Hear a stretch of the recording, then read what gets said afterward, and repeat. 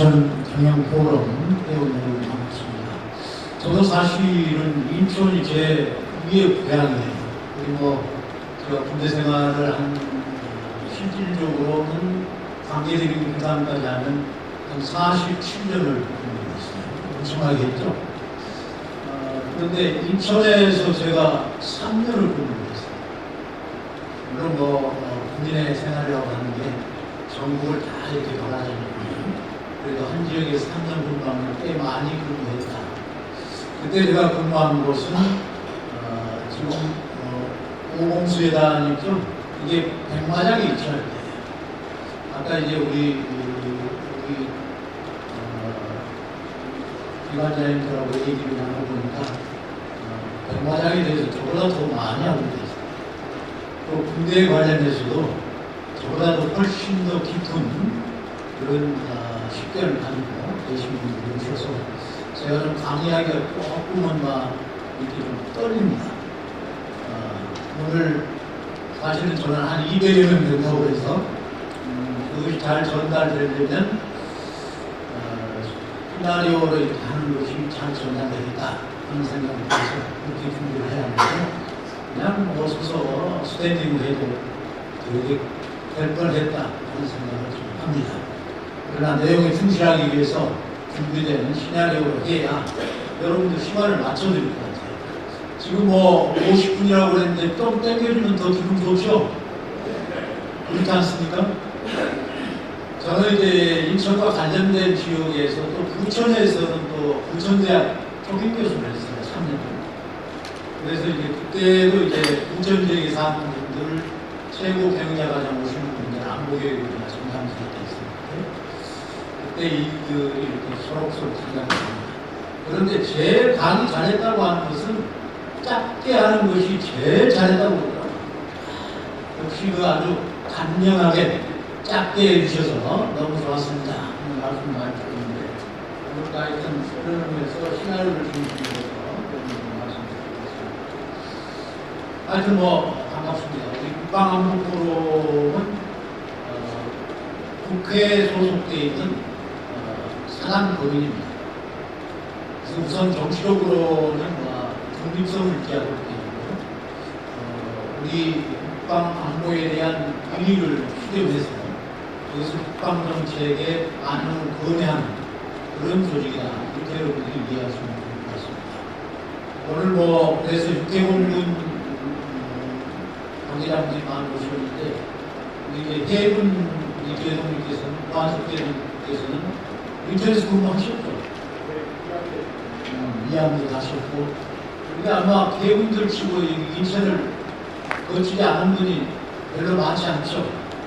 그리고 우리 포럼에 또 미양대 사령관 하시는 분도 그분이 스위스타비 그분도 계시고 해서 인천에 관한 내용은 제가 간접적으로 많은 걸 들을 수 있었다는 말입니다.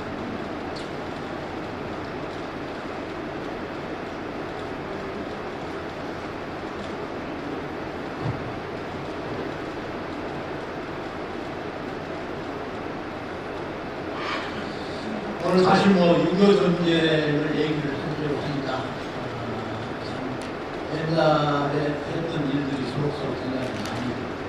오늘 저도 사실은 제가 용인 시장을 했기 때문에 용인 시 관객 10만 명 그러니까 6.25 참전용사나 원양 참전용사를 꽤 많이 해요. 오늘 행사를 전충탑에서 하는 것을 하는데 오늘 야무보러 강연인데 예정이 되어 있어서 그걸 내가 회장님께 말씀드리고 아니면 감수 죄송드리는 말씀드립니다. 그리고 오늘 이 강연 후에는 전방교 지뢰지대 그래서 우리 6.25 때 그 이후에 배설되었던 지뢰들이 수많이 지금 깔려 있는데 그것을 어떻게 하면 평화적으로 잘 이용할 것인가 하는 부분에 대해서 현장에 가서 전문가들과 소리를 해보고 거기에 대한 해법도 좀 들어보고 이럴 예정입니다. 그래서 오늘따라 조금 제가 바쁩니다. 우리 오늘은 6.25 전쟁이 발발했고 또 인천 상륙작전의 도움이 오늘의 안보 경제 문제에 대해서 한번 보세요. 오늘 박명록에 저한테 방문 그걸 쓰라고 그러셔서 뭐라고 했냐면 인천 경영포럼 여러분들이 안보의 최고의 지휘관들이십니다. 이렇게 썼어요. 맞죠? 공감 갑니까? 근데 공감 가는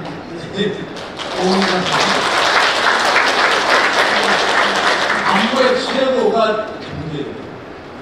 또 제가 정치를 해보니까 정치의 최고도 경제예요. 그래서 요즘은 경제를 가비에 놓지 않으면 대화가 안 돼요. 그래서 여러분들을 평상시에 존경하고 있다라는 말씀을 드립니다. 전쟁은 군사 문제로 시작되지만 결국은 국민 생활과 기업, 비용, 국가 경제 전체를 흔들게 되어 있습니다. 인천은 과거에는 전쟁의 현장이었고 지금은 항만과 공항, 에너지와 첨단 산업이 결합된 안보 경제의 도시입니다. 그 관점에서 오늘 말씀을 드리도록 하겠습니다. 6.25 전쟁은 과거의 전쟁입니다. 그러나 전쟁이 국가와 경제를 어떻게 흔드는지는 지금도 변함이 없습니다. 현대전은 군사력만으로 움직이지 않습니다. 이 외교, 안보, 군사, 경제가 함께 움직여요. 이것을 우리 군사용어로는 다인이라고 합니다. D-I-N-E. 그래서 이 다인이 잘 되어야 전쟁이 이루어질 수가 있다. 이루에서 경제와 공급망은 매우 중요한 것입니다. 전쟁이 나면 물가가 움직이고 공물이 움직이고 소비와 운임, 보험료는 약기가 듭니다. 그 충격은 꼭 기업 비용과 국민 생활로 들어옵니다. 인천은 바로 그 흐름이 집중되는 곳입니다. 항만, 공항, 에너지, 첨단산업, 수요권 방문이 모두 인천에 있습니다. 올해 시기는 이것입니다. 경제가 흔들리면 안보가 흔들립니다. 공부가 흔들리면 기업과 국민 생활이 흔들립니다.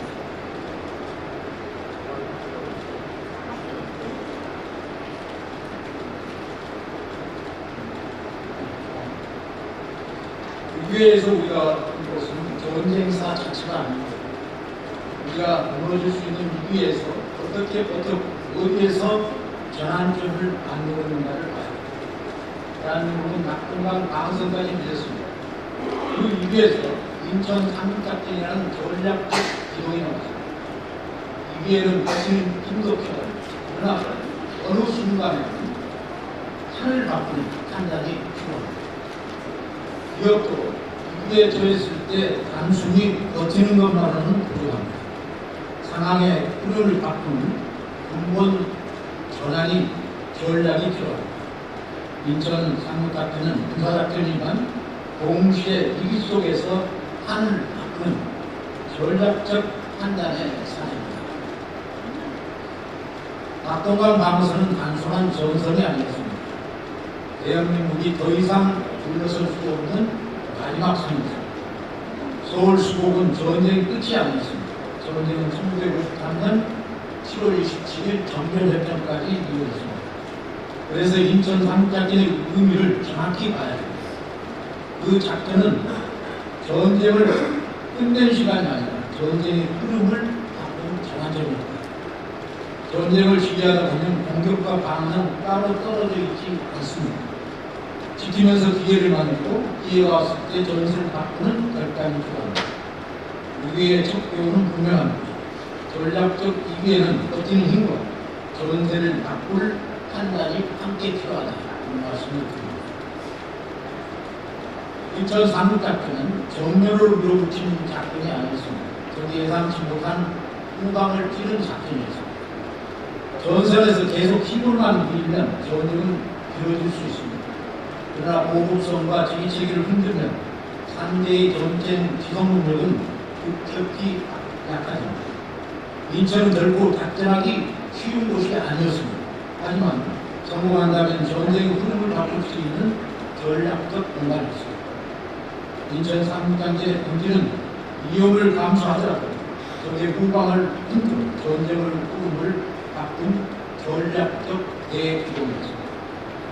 결국 전쟁이든 기업이든 중요한 권리를 받으면 얼마나 많은 자원을 가지고 있는가보다는 그 자원을 언제 어디에 어떻게 집중하느냐, 그것이 결과를 가져간다 하는 말씀을 드립니다. 기업도 이기 때 모든 분야의 힘을 분산해서는 안 됩니다. 핵심 사업, 핵심 시장, 핵심 기술에 역량을 집중해야 합니다. 전략은 힘을 분산하는 것이 아니라 결정적 지점에 집중하는 것입니다.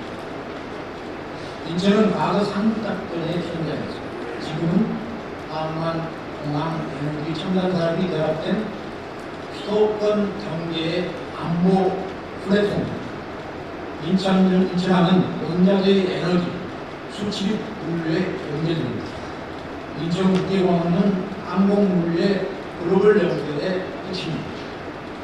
항공기 유지보수 장비를 담당하는 MRO 산업과 공항경제권도 이와 밀접하게 연결되어 있습니다. LNG 인천 생산기지는 수도권 에너지 공급 기반입니다. 바이오와 로봇, 반도체 관련 산업도 인천의 미래 산업 기반입니다. 인천은 평시에는 경제의 통로이고 위기시에는 국가 지속 능력의 기반입니다. 그래서 인천 경제포럼에서 안보 경제를 말하는 것은 아주 자연스럽고 중요합니다. 전쟁은 군인과 무기만으로 버티는 것이 아닙니다. 항만과 공항이 움직여야 합니다. 교통과 행정이 유지되어야 의료와 시민사회가 버텨줘야 합니다. 도시경이 무너지면 군사작전도 오래 지속되기 어렵고 기업도 마찬가지입니다. 항만, 교통, 행정, 의료가 흔들립니다. 생산과 기업 흔들립니다. 도시는 전쟁의 단순한 후반이 아니라 도시는 국가 지속능력의 기반입니다. 이제 전쟁의 양상이 달라졌습니다. 과거의 전쟁은 주로 병력, 수, 장비 수준의 군사력 중심으로 판단하고 전선과 후방이 비교적 분명했습니다. 유교도 그래야 됐습니다. 지금은 다릅니다. 인간기술을 포함해 드론, AI, 사이버, 전쟁 수행에 들어옵니다. 군인들만 전쟁을 치르는 것이 아닙니다. 외교와 정보, 군사와 경제를 포함한 국가 전체 역량이 승패를 좌우하는 전쟁입니다. 이 흐름을 보는 기본 틀이 다음 장에서 말씀드리고자 하는 다임입니다. 이 다임은 군사사전만 나오더라고요. 여기는 디플로매틱, 그 다음에 인텔리전스, 밀리터리, 재판부. 이 그 앞에 대문자를 따서 다닌다고 합니다. 그래서 경제인들이 현대들을 봐야 하는 이유가 여기 있습니다. 기업의 기술, 플랫폼, 공공방 생산 능력이 안보와 밀접하게 연결된다 하는 말씀을 드립니다. 다임은 방금 말씀드렸듯이 외교, 정보, 군사, 경제국가입니다. 과거에는 전쟁을 군사를 중심으로 판단했으며 현재는 이 네 가지를 함께 봐야 합니다. 그런데 여기서 끝나지 않습니다. 또 기술이 엄청 발전했어요. 스타링크 같은 인간위성 통신, 드론 제조사, 빅테크 플랫폼, 해커조직도 전쟁의 영역에 지금 포함되어 있습니다. 정보는 단순 정보가 아닙니다. AI, 사이버, 그리고 인지전. 인지전이라는 말은 그렇게 쉽게 이렇게 듣지 못하는 부분인데, 소위 말하는 쉽게 얘기하면 거짓말도 계속하면 한 프레임으로 모르는 것이죠. 그래서 인지전을 포함한 이런 것들이 전부 다 정보에 대한 겁니다. 경제도 단순한 좋은 문제가 아닙니다. 공공방, 반도체, 인문제재, 방산 생산력이, 군사력이 시속 능력과 연결된다. 이렇게 말씀드리겠습니다. 연계되는 국가 역량과 민간 기술이 결합된 통체제다. 다음에 이렇게 말씀드립니다.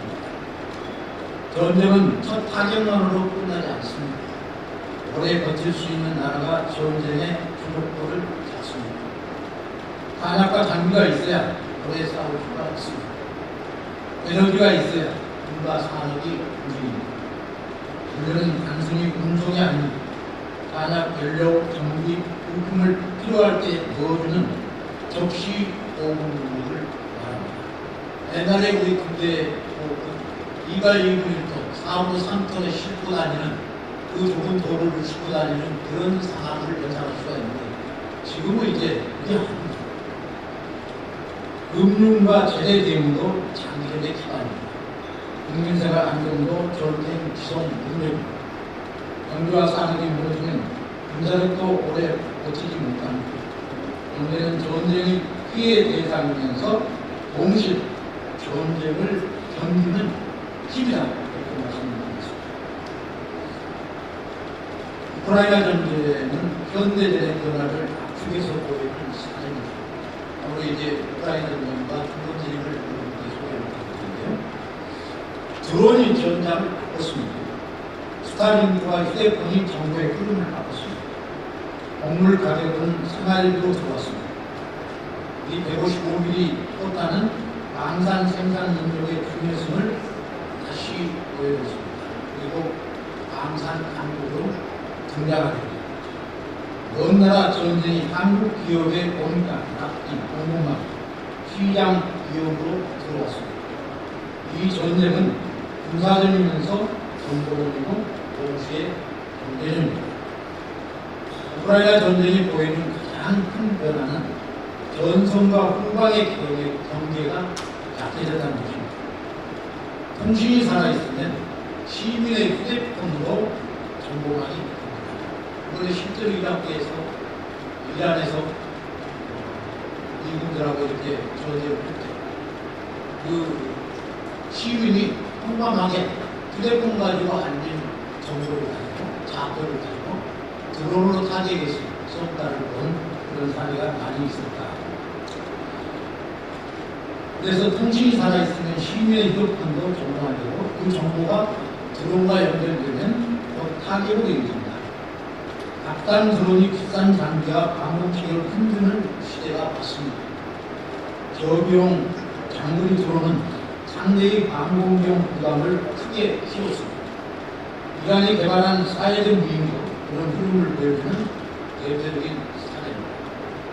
이것은 군사혁신이면서 산업혁신입니다. 앞으로의 전쟁은 통신, 대강, 드론과 무인기 생산 능력을 갖춘 나라가 전쟁을 더 오래 버티고 전쟁의 우세를 유지할 수 있다 하는 것이 분명하게 나타났습니다. 우크라이나는 세계 금융시장과 실용물 시장에서 중요한 위치에 있습니다. 개발한 이후 거의 옥수수, 밀 수출 비중이 작지 않습니다. 전쟁 이후 국제 곡물 가격이 크게 흔들리고 한국의 밀수입 가격도 많이 나왔습니다. 여기서 중요한 것은 수출 비중 그 자체가 아닙니다. 전쟁이 가격을 어떻게 흔들었고 그 가격이 어떻게 생활비가 기업 원가로 들어왔는가. 대분, 대빵, 사료, 대신 물가 영향을 받습니다. 전쟁은 멀리서 일어나고 가격을 통해 우리 십자가 기업 원가로 직결되게 됩니다. 우크라이나 전쟁은 한국 기업의 세 가지를 수록을 했습니다.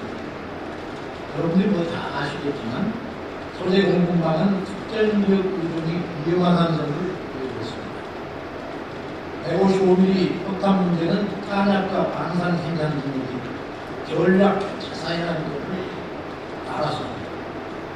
등록 군사협력 심화와 북한군의 전장 경함 가능성은 한반도 리스크로 이어질 수가 있습니다.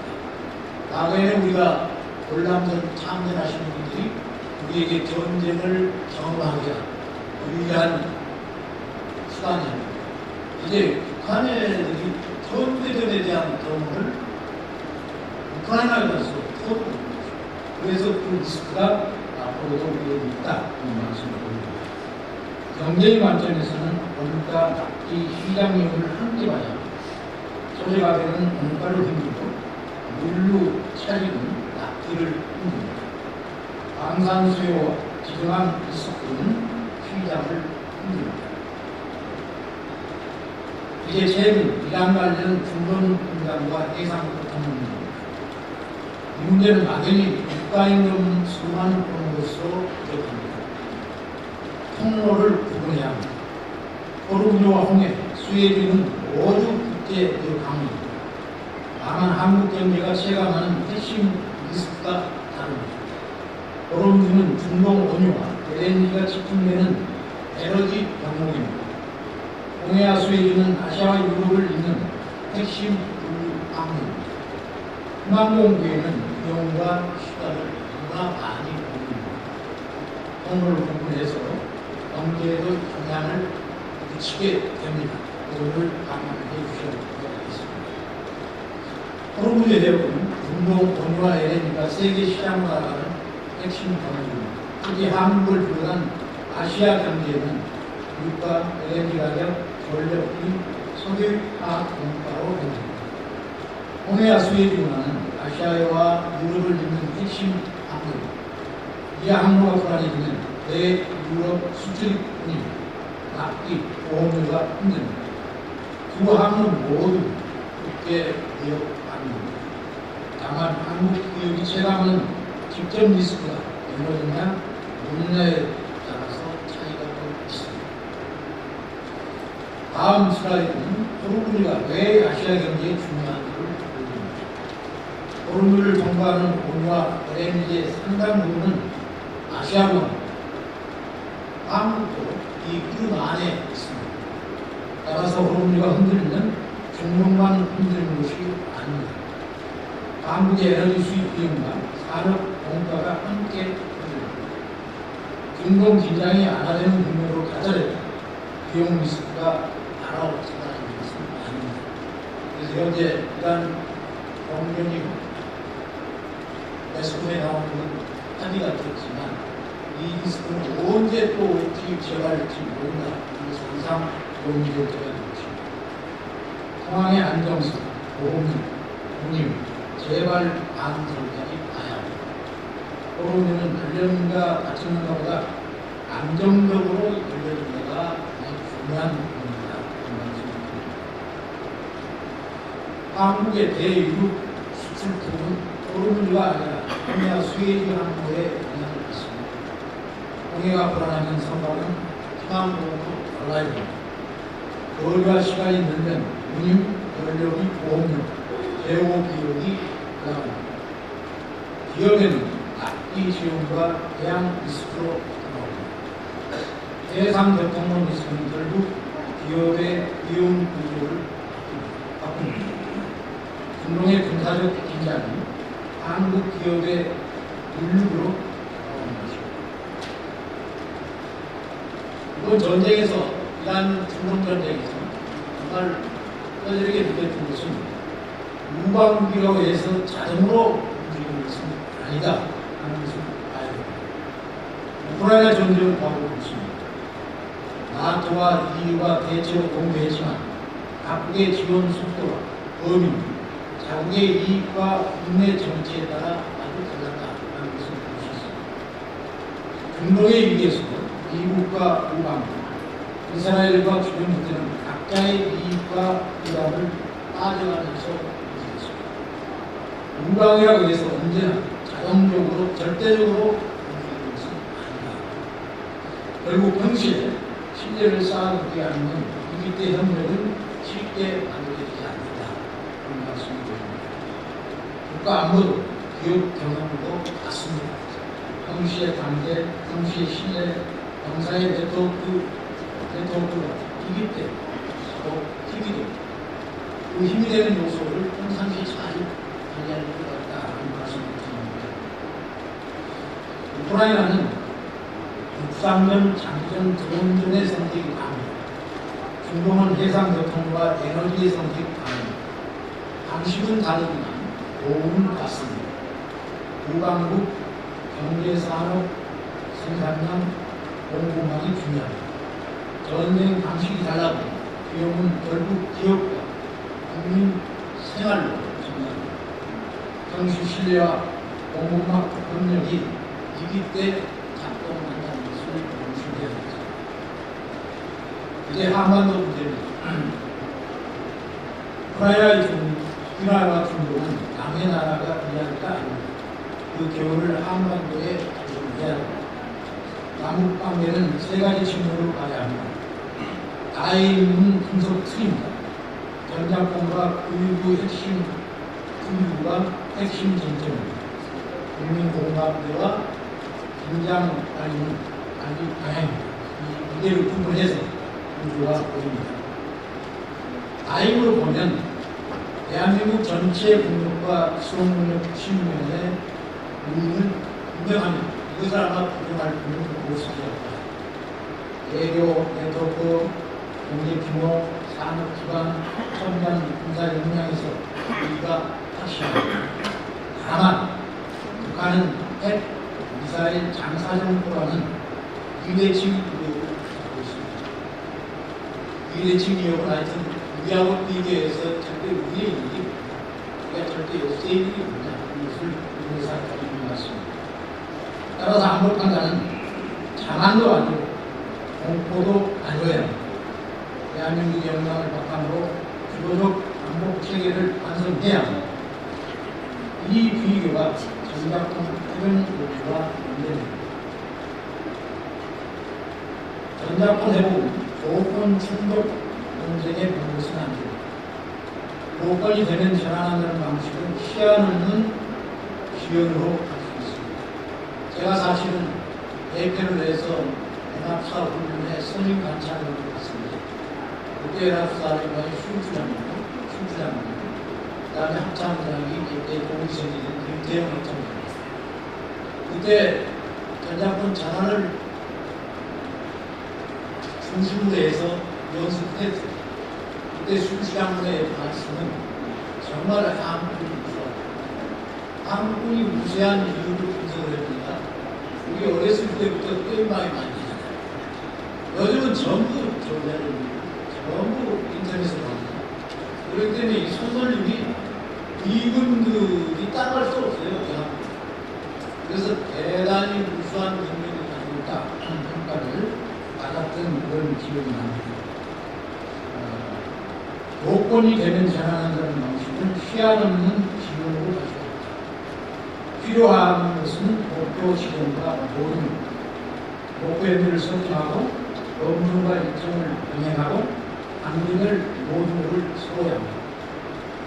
공개적으로 보는 데는 목표 시점을 보면 한무 간의 차이가 그렇게 크지 않습니다. 연합사령관이 지난번 대승에 나왔지만 29년 초로에 됩니다.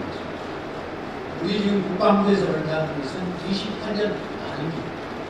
누가 내가 볼 때는 몇 개월 치니 이것은 얼마든지 도움이 가능하다. 그렇게 봅니다. 그래서 우리가 설정한 모든 목표로 다양하게 이것이 시행이 된다. 하는 말씀드립니다. 전략권 회복은 한미동맹 자체가 아닙니다. 한국 조선과 연합방을 함께 세운 바입니다. 우리의 교훈에서 보시고 우리가 작전권이 없을 때의 문제점이 우리 마지막 휴전선이 설정된 것까지도 전부 다 영향을 미칩니다. 동전선은 우리 한국군이 지휘하는 체계고 서부전선은 연합군이 지휘하는 체계로 있습니다. 그 지금 보면 동전선을 쭉 올라가요. 그 다음에 서부전선을 밑으로 올라가요. 그래서 이게 마지막 평전 작전을 할 때 우리 한국군이 지휘권을 가느냐 안 가느냐 하는 것이 대단히 중요한 것이다 하는 말씀을 꼭 강조해 주십니다. 대한민국은 이미 군사력과 경제를 가지고 있습니다. 국방 예산, 산업 기반, 첨단 전력, 연합작전 경험이 축적되어 있습니다. 하지만 북한의 핵과 비대칭 위협은 별도로 관리해야 합니다. 이것은 우리가 미국의 핵무사를 의존할 수밖에 없어요. 저희들이 유한장교 때 연대급 동계에서는 핵투하 훈련을 했습니다. 그때 전술 핵무기가 한반도에 있었습니다. 그런데 북한의 핵을 제거하기 위해서 우리가 전술 핵무기를 일본으로 뺐습니다.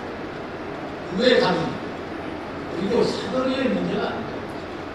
어디서 그래서 미국의 핵무사를 유지할 수밖에 없지 않나 하는 말씀을 드립니다. 이것이 북한의 핵과 비대칭 전력이 전략권 회복을 무기한 유도할 이유는 아닙니다. 아니다 하는 말씀을 드립니다. 문화적 검증과 함께 국민 이해와 신뢰도가 대단히 중요합니다.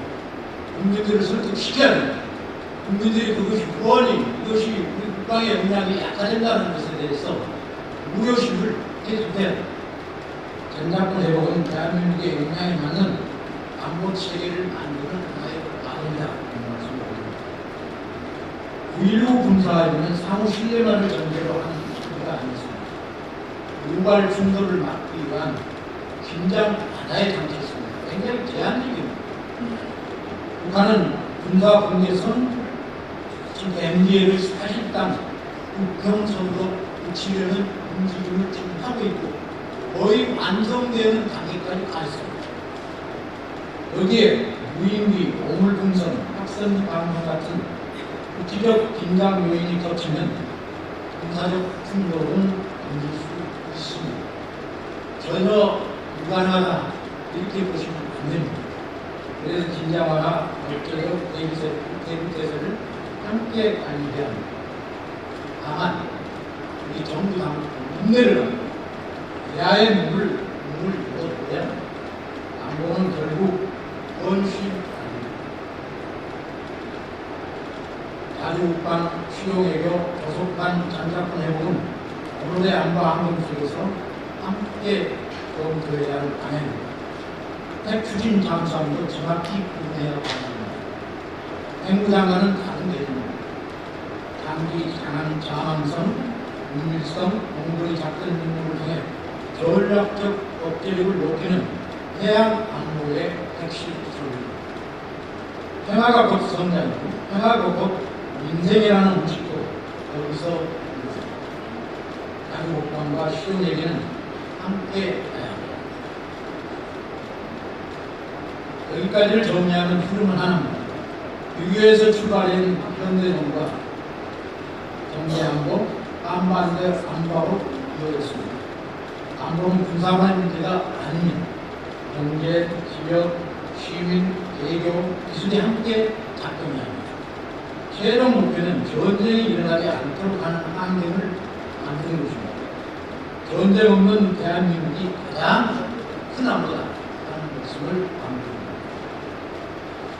오늘 제가 말씀드린 내용 중에서 4가지만 여러분들이 기억하시면 되겠습니다. 안보 리스크는 경제 리스크에 직결된다. 방산과 핵심 인프라는 전략적 자원이다. 우리 방산 강도 된 것이 얼마나 자랑스럽고 그것이 앞으로 전략적으로 엄청나게 잘하는 것일까 하는 말씀을 드립니다. 전작권 회복과 9.19 같은 안보 쟁점은 국민 공감대가 중요하고 설득이 필요하다. 전쟁 발전 요인을 줄이는 환경을 만들어야 합니다. 결국 우리의 교훈은 안보 리스크를 줄이고 전쟁 발전 요인을 줄이는 준비로 이루어집니다. 너무 빨리 끝나요? 경제의 보는 안보는 이용 공급망 회복입니다. 경제력의 안보는 원이라든가 아닙니다. 국가 운임은 비용입니다. 소비와 공급은 공급망입니다. 도시균과 산업 기반은 회복입니다. 우방 네트워크는 이익 때 작동하는 자산입니다. 인천은 이거가 이 모든 요소가 모여있는 그런 곳입니다. 그렇기 때문에 인천 경제 포럼이 안보 경제를 논의하는 것은 너무 타당하고 그런 차원에서 여러분들이 우리 국내 최고 지휘관이라고 이렇게 항상 부르는데 여러분들이 대한민국 안보의 최고 지휘관들이시다. 다음 시회 때 말씀드렸습니다. 오늘 제가 드린 말씀은 다 드렸습니다. 저는 사실 제 일정이 오후가 굉장히 바빠요. 그래서 저도 단독돼서 좀 빨리빨리 읽는데 혹시라도 오늘 잠깐 내용 중에서 이해가 안 가거나 질문하실 내용이 있으면 한두 분만 이렇게